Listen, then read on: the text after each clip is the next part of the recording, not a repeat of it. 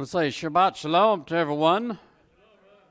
Hope this has been a great week for you this past week, and that you were able to accomplish what the Father had set before you to accomplish.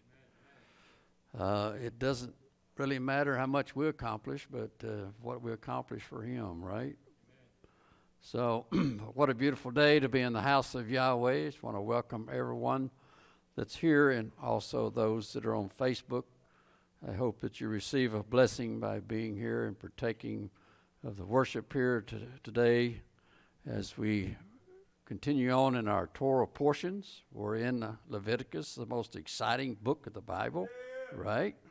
So get excited and get ready to understand the mind of our Father, because in the pages of our Scripture, He lays out His personality, His likes and dislikes, His love, His mercy, compassion, mercy. I mean, all of these things are in the book.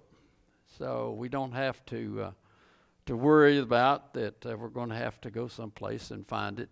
There's millions and millions of books that have been written that are in our libraries and so forth that contain some knowledge, but not the knowledge that the Father has and that He has put in one book. So we don't have to chase knowledge. We don't have to have a whole library. All we need is one book, right? One book and the inspiration of the Holy Spirit to lead us and guide us. So just want to pause a minute and want you to just take a real deep breath and let your breath out slowly, because that breath that you're breathing is God's breath. I don't know if you thought about that, but when He created man, He breathed into him His breath. And so, we might think, well, that was just Adam. No, He breathes in that breath of life to everyone that is born. So that makes it a little bit more interesting and more demanding that we pay homage to the person that put that breath in us and wants us to use that breath to serve Him. So just take a deep breath a minute.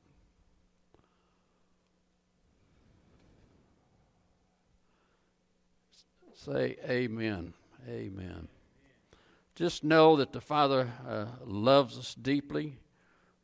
So we should show that love not only to Him, but to our fellow men. So as we go about this world, we need to show love. If there was more love, there would be less anger and less war, wouldn't there?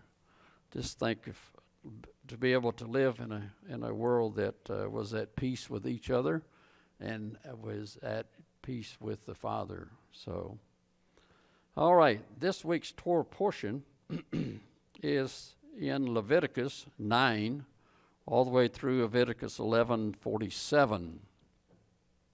And the name of it is Shemini. Shemini, Shemini, Shemini.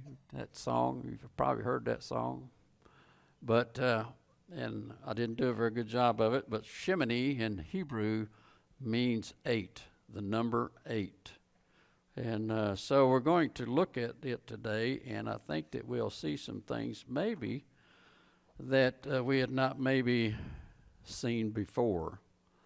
Even though that you can read this book and read all these Torah portions and read it from cover to cover, every time you pick it up, it's like a new book. You'll see something that you didn't see before, or the Father will impress upon a word upon you, and that you'll put you on a trail of trying to track down that word and really find His meaning of it. So we're going to back up in last week's Torah portion, just the end of it, to where we can understand, because sometimes when they divide these things into chapters and these types of things, we don't always connect the last verse or whatever in the chapter before even though the Father uses the word and we understand it in the English that's a continuation on of the thought and of the thing that had been said prior to. So Leviticus 8:33, we're going to read 33, 34, and 35. It says, "And you shall not go out of the door of the tabernacle of the congregation in 7 days, until the days of your consecration be at an end, for 7 days shall be consecrate you." He's talking directly to the priest, and he has spent this whole time, last 7 days, teaching them the finer points of the sacrifices and their what they are to wear and how they are to perform these sacrifices and so on and so forth. This has been a lesson in how to do these things. Although it was not so much as a hands-on, it's more like reading the book.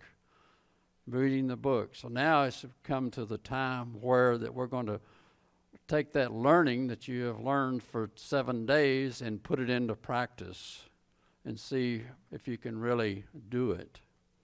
So as it goes on, "As he hath done this day, so Yahweh hath commanded to do, to make an atonement for you."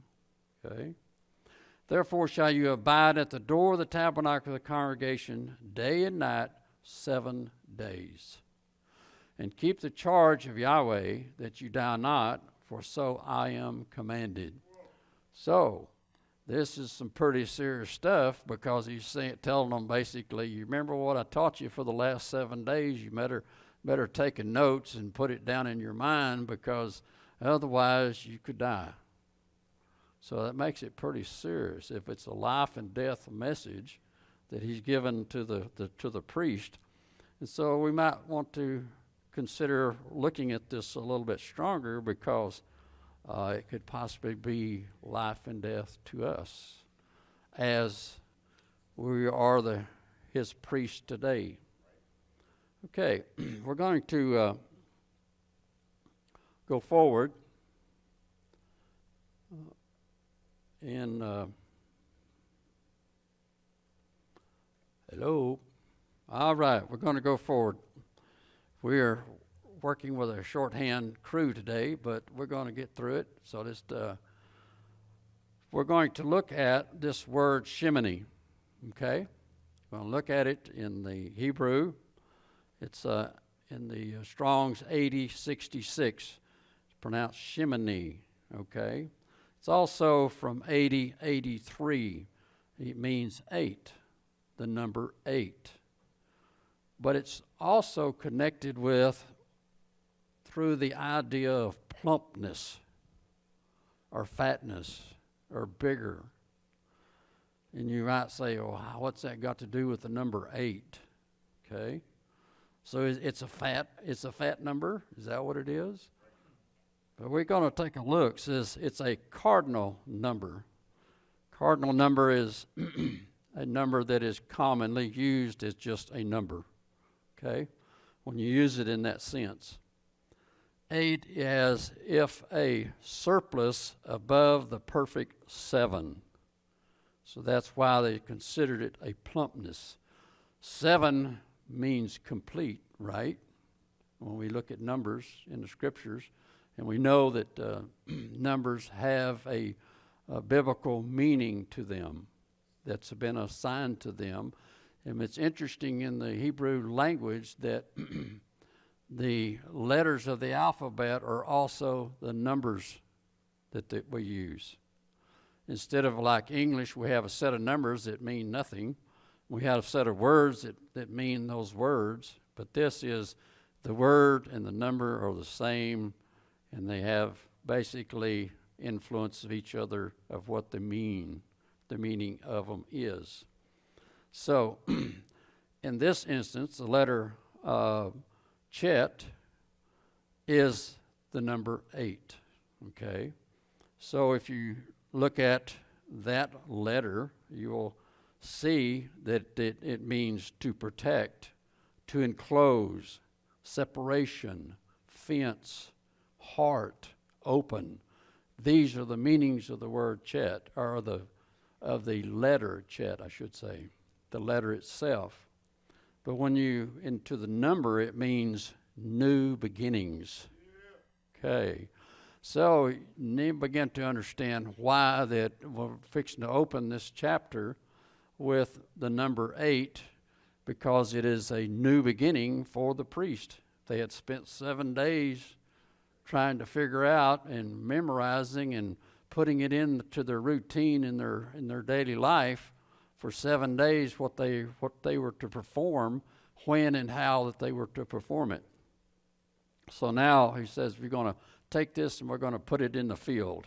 We're going to make it work. We're going to use it. So, new beginnings. So this is going to be kind of the subject that we're going to look at a lot today, because this number 8, new beginnings, fits into a lot of things that we see in the scriptures, and that it points to either past things, but also present things, but also future things. Okay?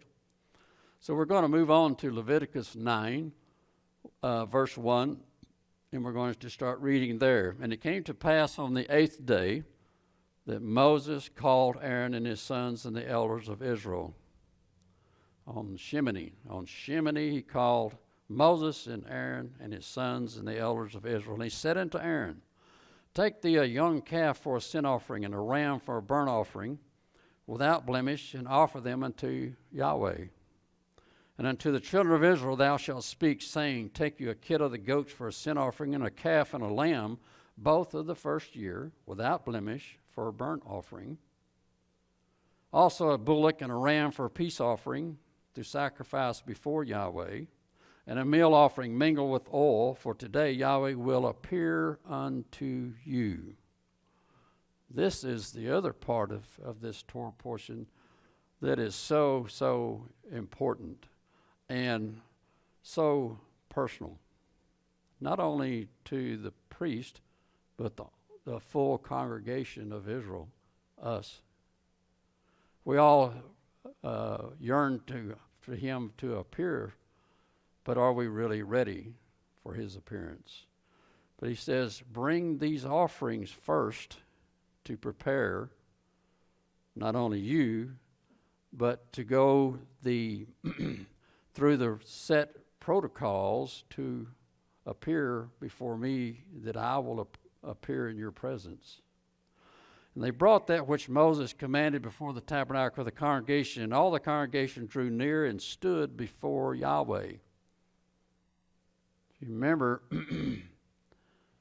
the only ones that had really had close proximity to the Father was the priest for 7 days. The rest of them had been kind of wandering around, maybe outside, kind of wondering, well, what are they doing in there? They've been in there for 7 days, What's going on? Because I want to bring in a little bit further this 8, this Shemini. Leviticus 23, we pick it up at verse 23, Leviticus 23, verse 34. It says, Speaking to the children of Israel, saying, The 15th day of this month shall be the Feast of Tabernacles for 7 days unto Yahweh. And we might say, well, why in the world are you bringing this in the midst of all of this? Because it directly speaks to Shemini. 7 days ye shall, let me back up. On the first day shall be a holy convocation. You shall do no servile work therein. 7 days you shall offer an offering made by fire unto Yahweh. On the Shemini, the 8th day, shall be a Atzeret, which means a holy convocation unto you, and you shall offer an offering made by fire unto Yahweh. It is a solemn assembly. It's interesting using this number 8, this Shemini, in connection with a holy convocation. So this is the 8th day, remember? They had been 7 days in the Feast of Tabernacles, which we do every year here. And always that last day is called Shemini Atzeret. Okay, the 8th day of Holy Convocation, Holy Gathering, and it is a Shabbat. Okay? So we say, well, wonder why he's using this 8. New beginnings, that's what 8 means, right? New beginnings. And we're looking at the end of the year as far as the feast, the festivals. That is the last festival, is this Feast of Tabernacles. So is there something that he's pointing to here? We're going to look at some other things, that many uses of the number 8 in the scriptures. The sons of Abraham were to be circumcised on the 8th day, Genesis 17:12. So in connection with new beginnings, okay, being circumcised on the 8th day. The 8th day was the lawful time for the presentation of the firstborn, okay, because they brought them to be circumcised and presented them to the father as the firstborn. It took 7, okay. Yain is the letter used for the number of 7, and that word or letter means weapon, cut off, death. Okay, number 7 meaning complete, spiritual perfection, days to consecrate the priest, Leviticus 8:3. And then they emerged from the tabernacle on the 8th day that we just read. Then Yehovah manifests his presence to the people on the 8th day. So we might look a little bit deeper, a little bit further in the New Testament. Yeshua waved the wave offering on the 8th day to fulfill Leviticus 23:10, the 8th day, the day after the Shabbat.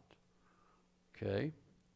Likewise, Pentecost occurred 7 weeks later on the 15th day, which was also on the 8th day. The first day of the week, the 8th day, Leviticus 23:15. Yeshua prophesied on the 8th day of Tabernacles in John 7:37-39 about the outpouring of the Spirit. If you remember, in John it says, on the last great day of the feast he stood and said, those that that are thirsty, come unto me, and I'll give you waters that you'll never thirst, and so forth. New beginnings. Okay. Also, they are a prefigure of the 8th millennium, at the end of which, at the beginning of which the earth will be made new and the new Jerusalem will come down from heaven. At the end of the 7th millennium, beginning of the 8th, new world, new beginning. The earth made new, and the new Jerusalem comes down to inhabit, for we have a habitation. So how does this all figure in numbers? Well, we see that the number 6 is a representation of man. Okay, so 6,000 years of time allotted for man upon the earth. Okay, 7th means completion, so that is also points towards the final rest. Okay, the 7,000th year, that millennium of rest, that the earth will rest and enjoy its Shabbat. Okay, and possibly, in my opinion, that be without man on it.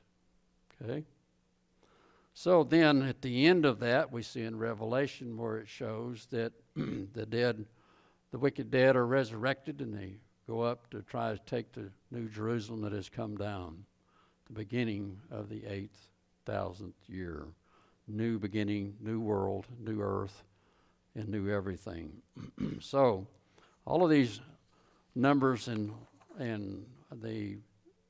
we've learned that the Hebrew language contains so much understanding and so much of prophecy and these types of things, and how it was a perfect language, and it was a language that that was spoken at the time that the world was spoken into existence.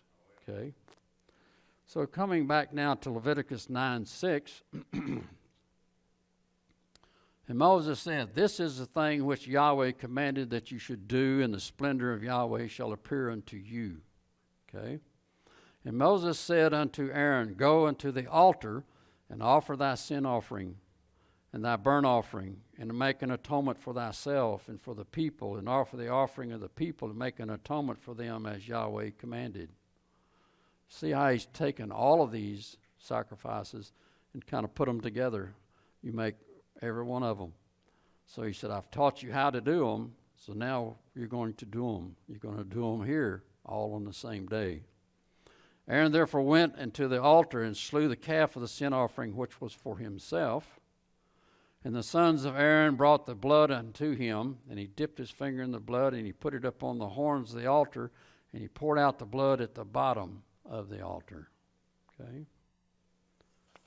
This is the protocol of each one of these sacrifices. Going on in Leviticus 9:10, "But the fat and the kidneys and the caul above the liver of the sin offering he burned upon the altar as Yahweh had commanded Moses. And the flesh and the hide he burnt with fire without the camp.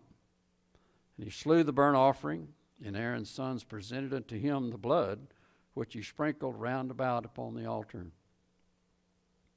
And they presented the burnt offering unto him with the pieces thereof and the head, and he burnt them upon the altar. And he did wash the inwards and the legs, and burnt them upon the burnt offering on the altar. And he brought the people's offering, and took the goat, which was a sin offering for the people, and slew it, and offered it for a sin as the first." You see a picture of every one of the offerings, including the offering at Yom Kippur.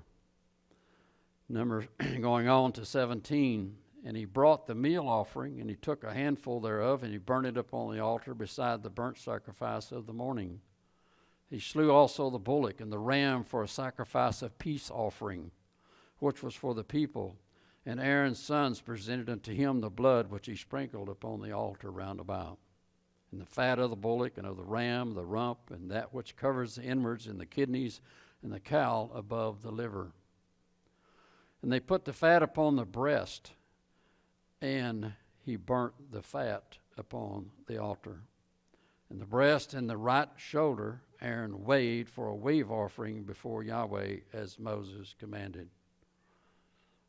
If you look at these things individually, they are every one of the offerings that are used throughout the year at different times and different types of Shabbats or feast days. The wave offering, you find two times in the feast that there's two wave offerings. First wave offering is at Passover, the day after the Shabbat, within the week of the unleavened bread, is a wave offering of the barley. Okay. Then you see 50 days later there is an offering there of the 2 loaves, which represents wheat, which represents all of Israel. So he is showing them all of these things and how to do it. And going on in verse 22, "And Aaron lifted up his hand towards the people and blessed them, and came down from offering of the sin offering and the burnt offering and the peace offering. And Moses and Aaron went into the tabernacle of the congregation and came out and blessed the people, and the splendor of Yahweh appeared unto all the people." The splendor. "And there came a fire out from before Yahweh, consumed upon the altar the burnt offerings, the fat, which when all the people saw, they shouted and fell on their faces." Who kindled the fire? Yahweh did. Something we need to really to look at, because we're going to talk about this a little bit more. He said that this fire came out before Yahweh and consumed everything that had been offered. Consumed it. So We're going to look at the word fire. It is 784 in Strong's Concordance. The word is ish. Ish. A primitive word, fire, literally or figuratively. Burning, fiery, fire, flaming, hot. In its first biblical appearance, this word ish represents God's presence as a torch of fire. Quoting Genesis 15:17, and it came to pass that when the sun went down and it was dark, behold, a smoking furnace and a flaming torch. Fire was the instrument by which an offering was transformed into smoke, whose ascending heavenwardly symbolized God's reception of the offering.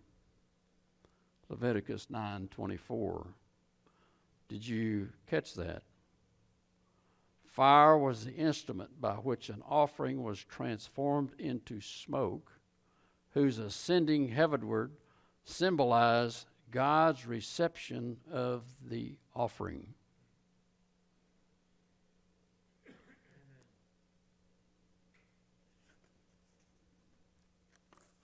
So we're going to look at something with that understanding.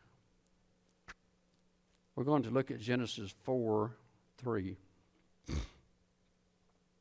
It's interesting that a couple of weeks ago we started looking at this particular thing. Tommy brought this verse during prayer a couple of weeks ago.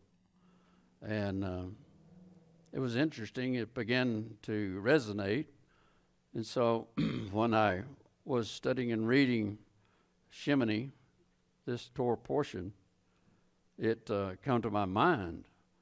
Genesis 4:3 says, and in the process of time it came to pass that Cain brought of the fruit of the ground an offering unto Yahweh. And Abel, he also brought of the firstling of his flock and of the fat thereof. And Yahweh had respect or acceptance unto Abel and to his offering. How did he know that it was accepted?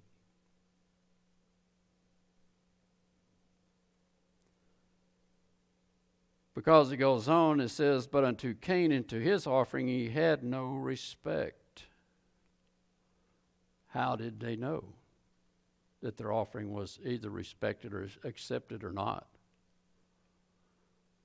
Did God just come down and say, hey, I don't like you or your offering there, but I sure like yours? You think?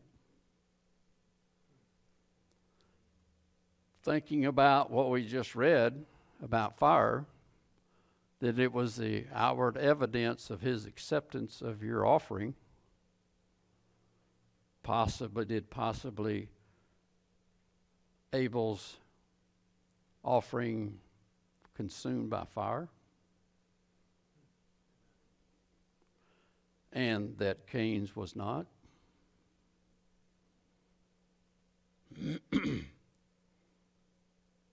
And Cain was very wroth, and his countenance fell.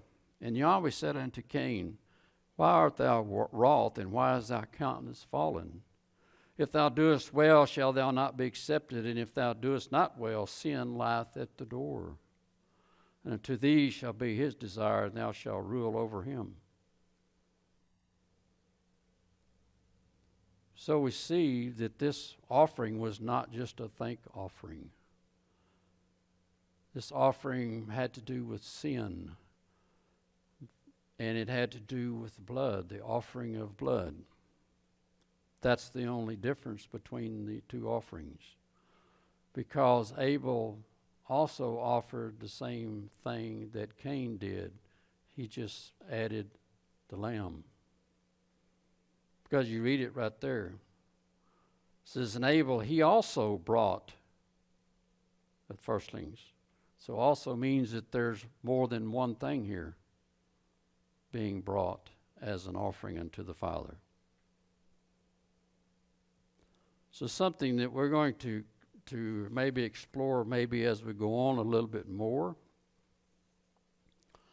I just thought it to me, because I'd always had a question in my mind, how did Abel know that his offering was accepted? And why did Cain get so angry? Was it a visible acceptance of fire coming down and igniting it? It's interesting because there's no other place in this story where that there was a continual offering being made every day, evening and morning.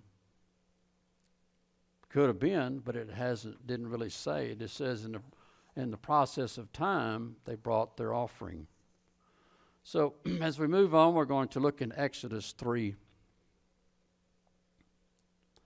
says, "Now Moses kept the flock of Jericho, his father-in-law, the priest of Midian, and he led the flock to the backside of the desert, and he came to the mountain of Elohim, even to Horeb.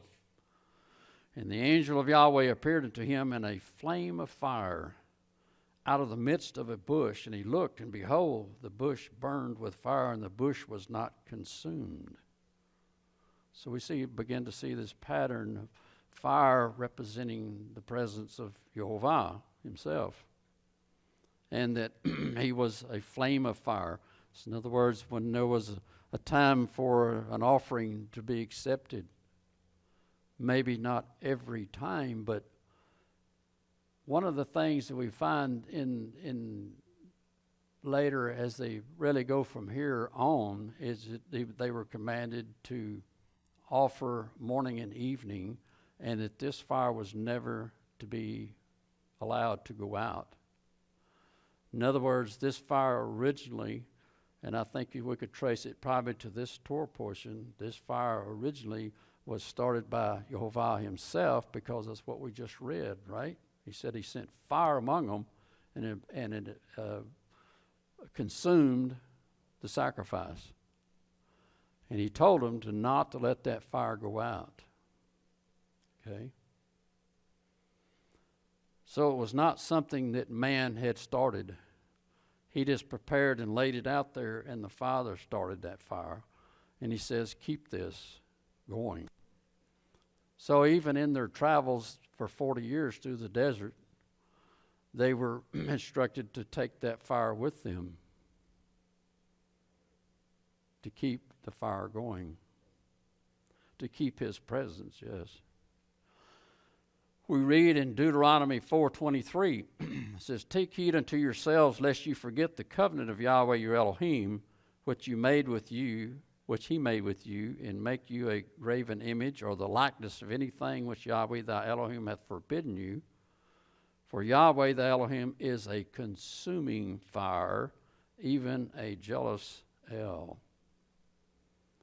So once again, reinforcing this idea that he is the one that sets the fire. He is the one that gives you the fire.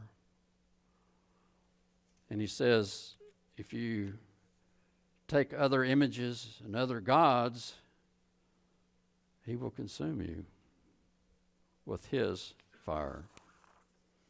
Going on to Exodus 24:15. "And Moses went up into the mountain, and a cloud covered the mount. And the splendor of Yahweh made abode upon the mountain Sinai. And the cloud covered it for 6 days.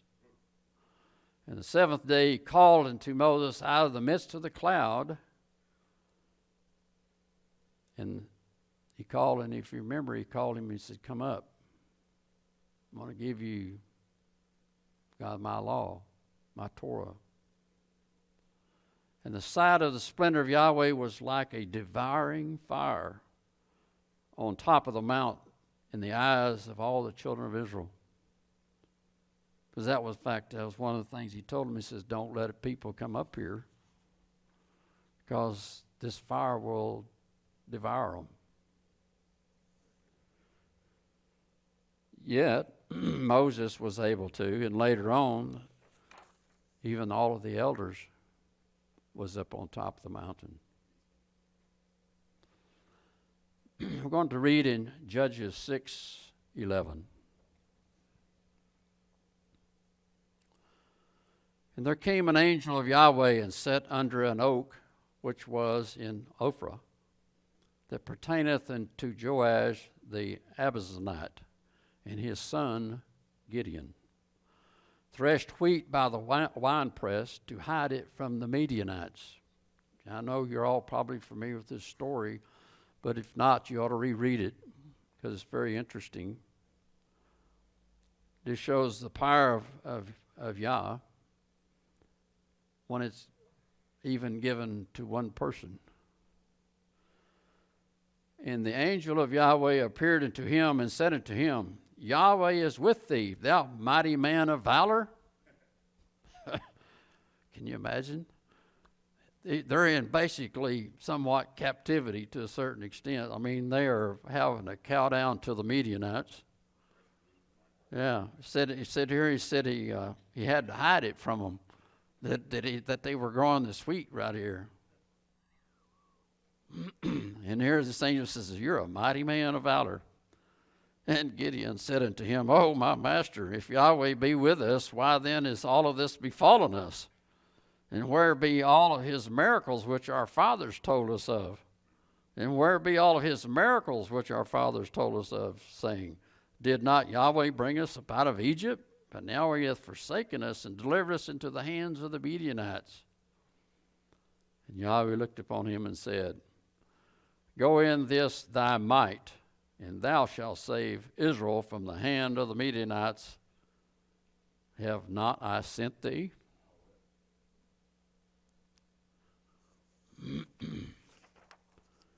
Going on in 15, and he said unto them, O Yahweh, wherewith shall I save Israel? Behold, my family is poor in Manasseh, and I am the least in my father's house. I'm just an old dirt farmer, basically, a wheat farmer. I have no skills. And Yahweh said unto him, Surely I will be with thee, and thou shalt smite the Midianites as one man. And he said unto him, If now I have found grace in thy sight, then show me a sign that thou talkest with me.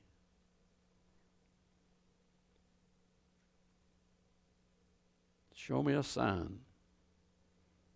And we know that there are signs here, but it might surprise you what this sign is. Depart not hence, I pray thee, until I come unto thee and bring forth my present and set it before thee. And he said, I will tarry until thou come again. This is what Gideon was saying to the angel. He says, well, if you'll wait here, let me go get my present and come back and present it to you. And he said, okay, I'll wait on you. Go ahead and do it. And Gideon went in and made ready a kid and unleavened cakes of an ephah of flour.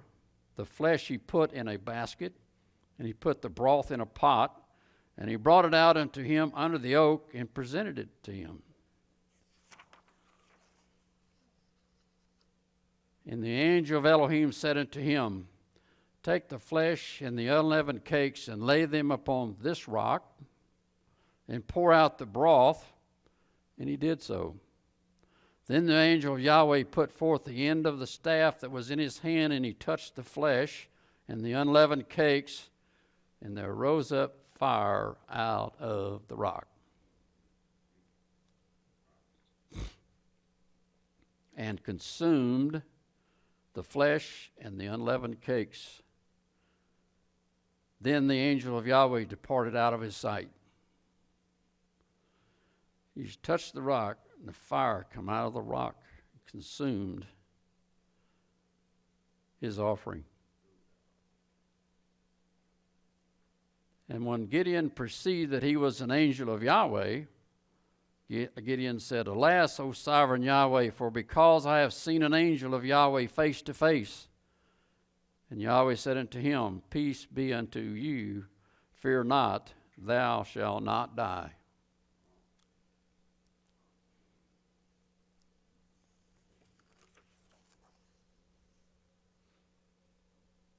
Going on in 24, then Gideon built an altar there unto Yahweh and called it Yahweh Shalom.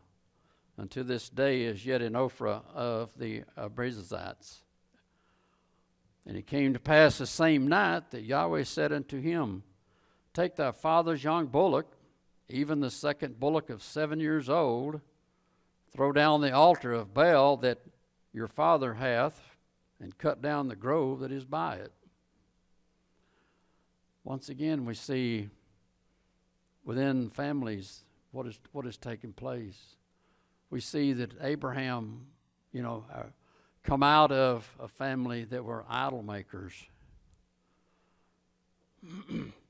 Yet Jehovah called him out of that. He says, I got something better for you. Same thing is going here. He says, I want you to go and cut down the altar that your father built for Baal and the grove that's beside it, all these trees.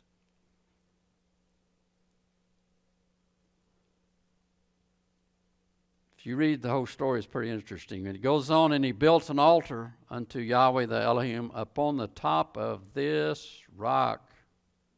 Whoa. The same rock. In the ordered place, and take the second bullock and offer a burnt sacrifice with the wood of the grove which thou shalt cut down.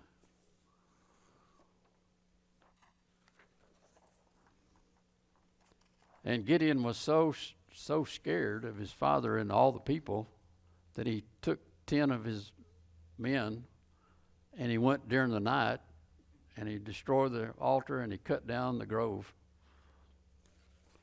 And the next day, when his dad shows up and his grove is cut down, the altar's off, he said, who did this? Bring him to me right now. I'm going to do this and this and this. And people rose up and was saying, man, we need to kill this guy. When they found out it was him, And really, the only thing that basically saved him was his father. He said, well, if Baal is the God, if we don't need to do work for him, let him take care of it. He can do it. Of course, we know that never happened, much like the others that we read about. First, we're going now to 1 King, and we're going to read about Elijah, basically the same thing. Just showing you the pattern of the fire of Jehovah, the pattern how that he accepts people's sacrifice, his people's sacrifice. Okay? And Elijah said unto the prophets of Baal, choose ye one bullock for yourselves and dress it first, for ye are many, and call on the name of your Elohim, but put no fire under it. And they took the bullock which was given them, and they dressed it, and called on the name of Baalim from morning even until noon, saying, O Baal, hear us. But there was no voice, nor any that answered. And they leaped upon the altar which they had made. And it came to pass at noon that Elijah mocked them and said, cry out louder, for he is an Elohim. Either he is talking, or he's in pursuing, or he is in a journey, or peradventure he's asleep, and you need to wake him up. Interesting that he used those words, because we see in the Psalms that our Father never slumbers nor sleeps, right? Going on in Kings, and they cried aloud and cut themselves after their manner with knives and lances until the blood gushed out upon them. And it came to pass when midday was past, and they prophesied until the time of the offering of the evening sacrifice, that there was neither voice nor any to answer, nor any that regarded. Evening sacrifice. And Elijah said unto all the people, come near unto me. And all the people came near unto him, and he repaired the altar of Yahweh that was broken down. And Elijah took 12 stones, according to the number of the tribes of the sons of Jacob, unto whom the word of Yahweh came, saying, Israel shall be thy name. And when the stones he built, and with the stones he built an altar in the name of Yahweh. And he made a trench about the altar as great as would contain 2 measures of seed. And he put the wood in order, and he cut the bullock in pieces and laid them on the wood, and said, fill 4 barrels of water and pour it up on the burnt sacrifice and on the wood. And he said, do it the second time. They did it the second time. He said, do it the third time. They did it the third time. And the water ran round about the altar, and he filled the trench also with water.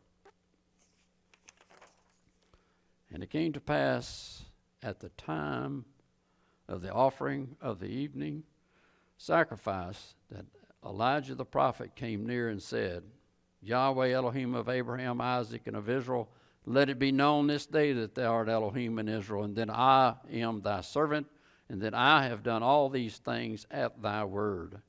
Hear me, O Yahweh, hear me, that this people may know that thou art Yahweh Elohim, and thou hast turned their heart back again. It says, then the fire of Yahweh fell and consumed the burnt sacrifice, and the wood, and the stones, and the dust, and licked up the water that was in the trench.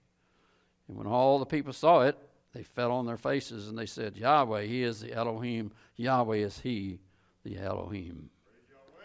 Once again, amen. Once again, the fire fell. You know, we have the same record that when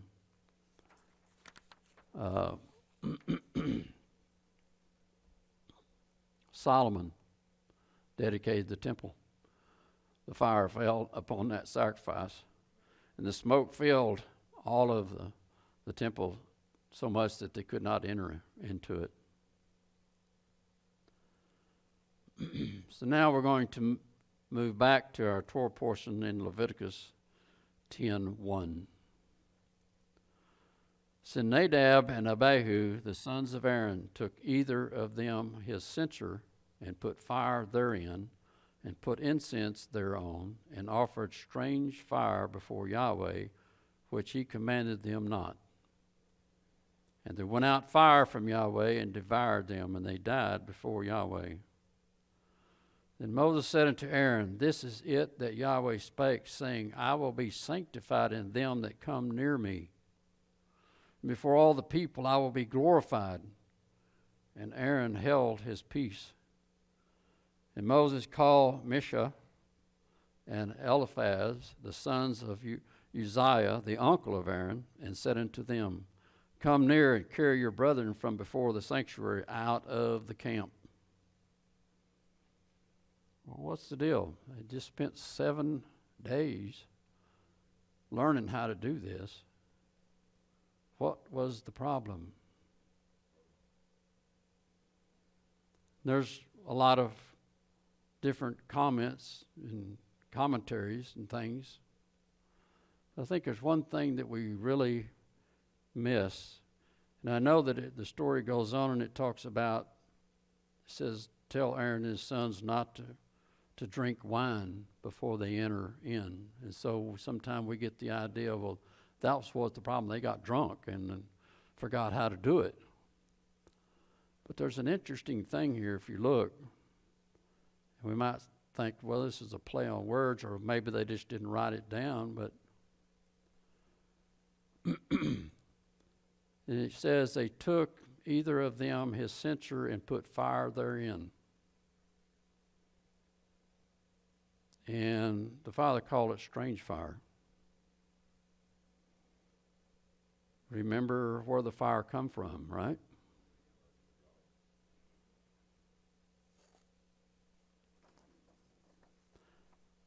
With that in mind, let's look at Leviticus 16:11.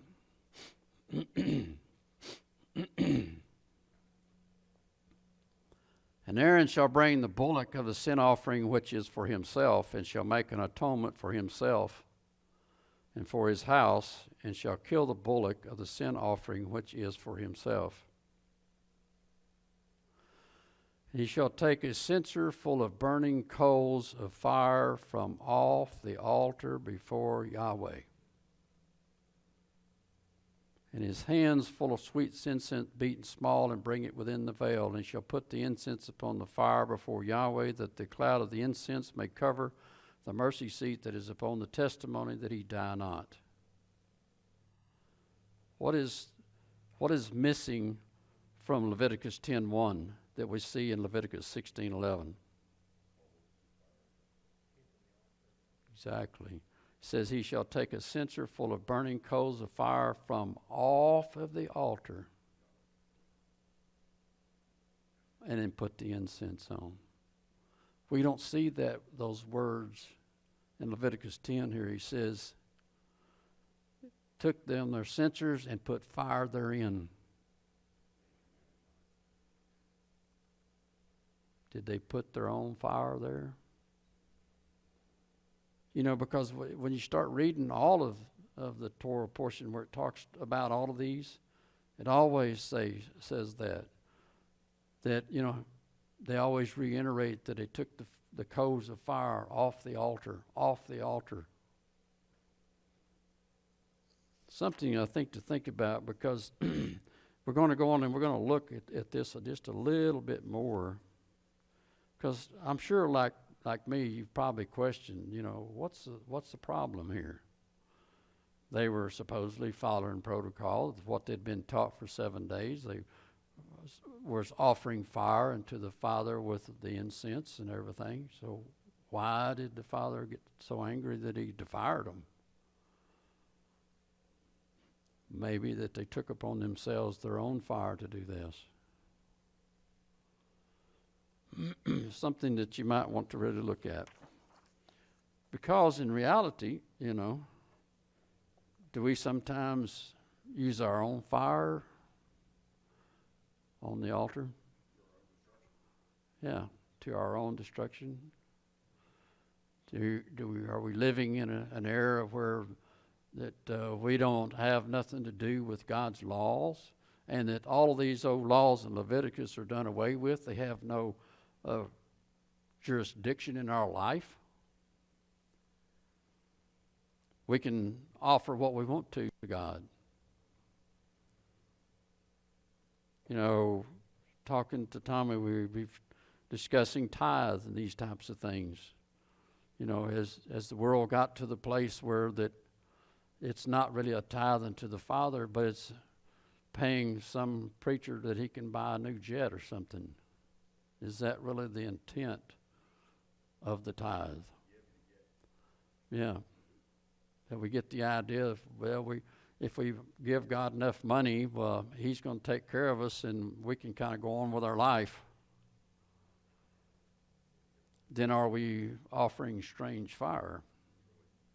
Maybe even to the idea of our understanding of where God's laws apply to our life. Well, that one does, but no, not that one. But maybe this one, maybe. Pick and choose cafeteria style. Or we may be offering our own fire. This idea runs through the whole scriptures. I'm going to read, this is in Revelation 8:2. And I saw the 7 angels which stood before Elohim, and to them were given 7 trumpets. Another angel came and stood at the altar, having a golden censer. And there was given unto him much incense, that he should offer it with the prayers of all the saints upon the golden altar which was before the throne. And the smoke of the incense which came with the prayers of the saints ascended up before Elohim out of the angel's hand. And the angel took the censer and filled it with fire off the altar, and cast it into the earth. And there were voices and thunderings and lightnings and an earthquake. Where did the fire come from? Off the altar.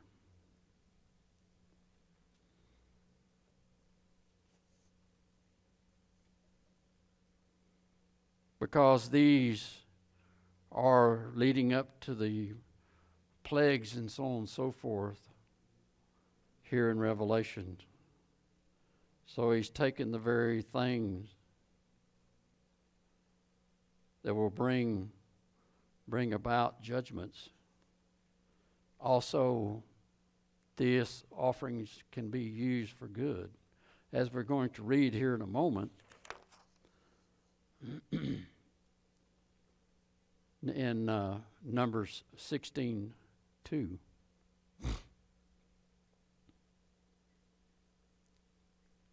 And they rose up before Moses with certain of the children of Israel, 250 princes of the assembly, famous in the congregation, men of renown. And they gathered themselves together against Moses and against Aaron, and said unto them, You take too much upon you, seeing all of the congregation are holy, every one of them. and Yahweh's among them. Wherefore then lift you up yourselves above the congregation of Yahweh. And when Moses heard it, he fell upon his face. He spake unto Korah and to all of his company, saying, Even tomorrow Yahweh will show who are his and who is holy, and will cause him to come near unto them, even him whom he hath chosen will he cause to come near unto him.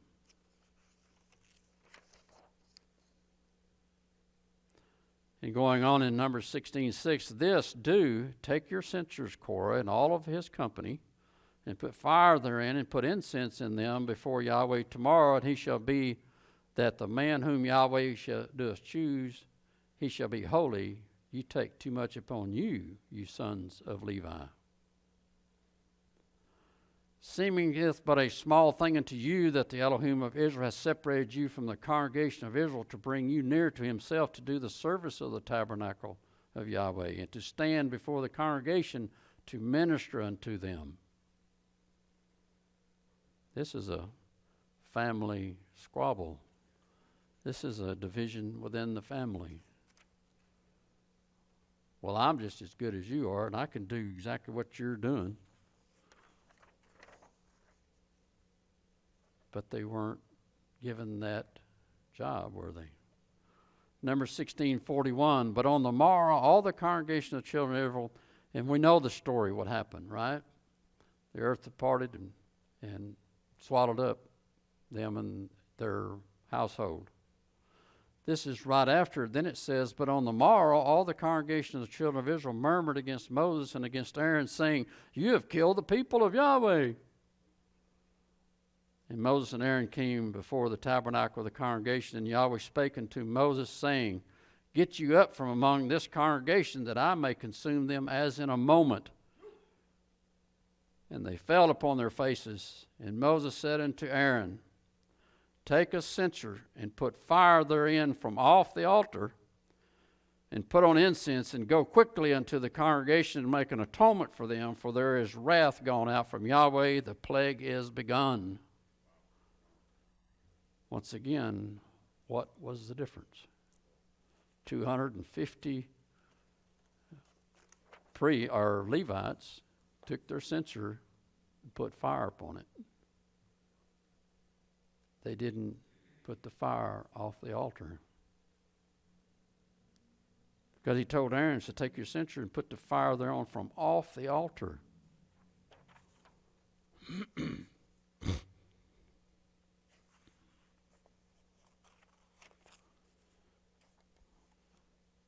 Returning to our Torah portion, Leviticus 10:3.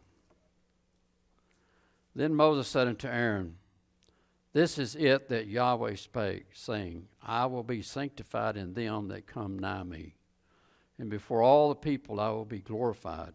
And Aaron held his peace. Basically, he told, for Aaron's sake, he says, they didn't sanctify themselves.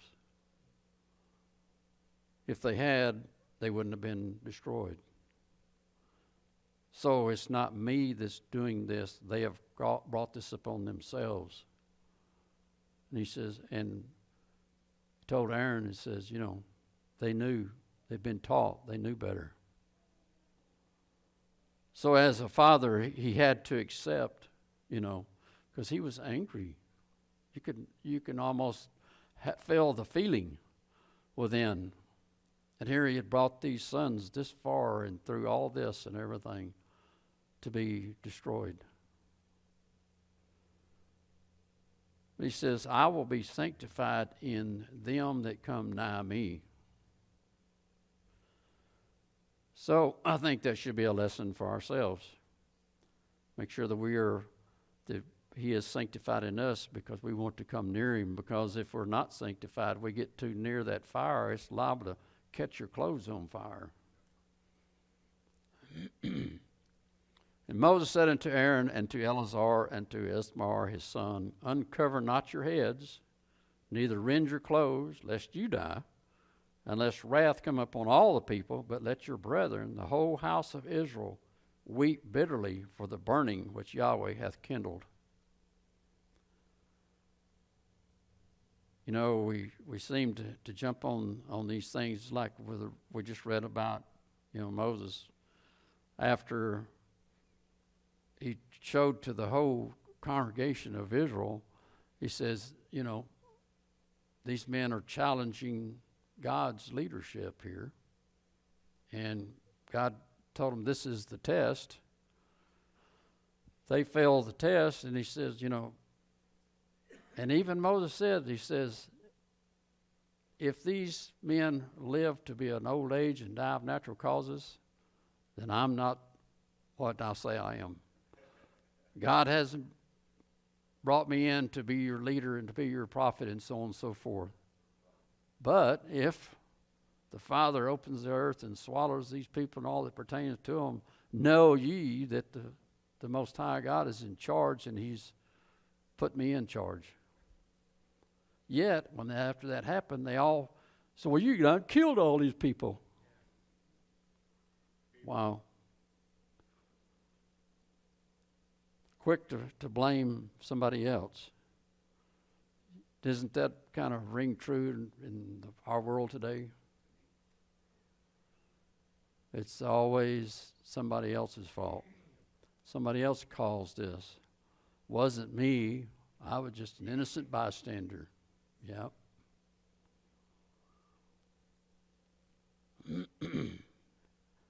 Exodus 19:21. And Yahweh said unto Moses, go down and charge the people, lest they break through unto Yahweh to gaze, and many of them perish. And let the priests also, which come near to Yahweh, sanctify themselves, lest Yahweh break forth upon them that same fire that killed the two sons. Sanctify themselves.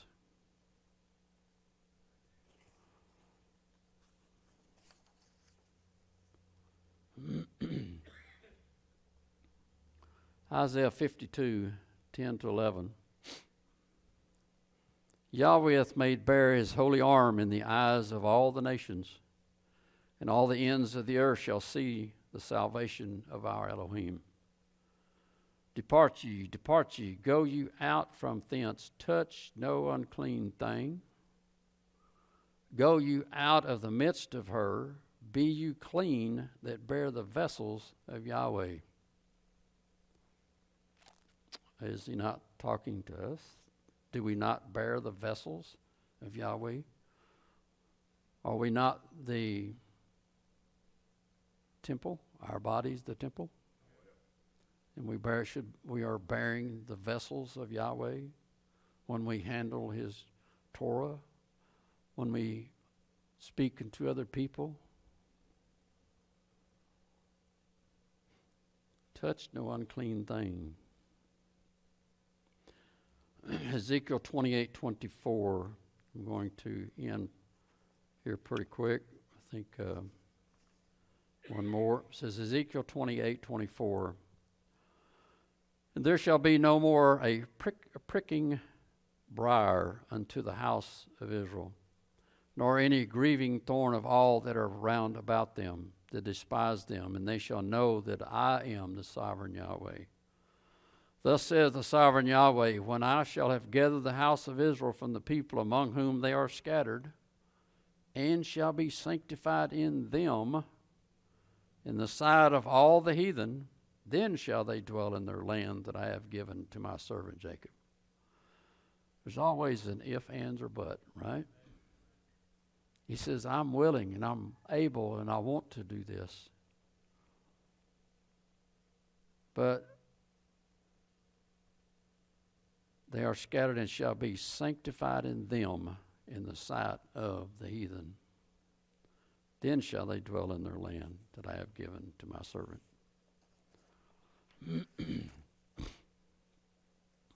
So we can kind of sum it all up. Is keep Yahweh's fire burning. That's what we talked about 2 weeks ago in Roundtable. We said, well, what's the essence of the Torah portion for that week? What did we get out of it? about this burning fire. We said, well, that we are to make sure that his fire in us doesn't go out, you know. This one is today is don't let it go out, but also don't accept any substitute fire. We want the real thing. We want his fire dwelling in our life, not the fire that we've kindled, because it can burn us up. So Shabbat Shalom to everyone.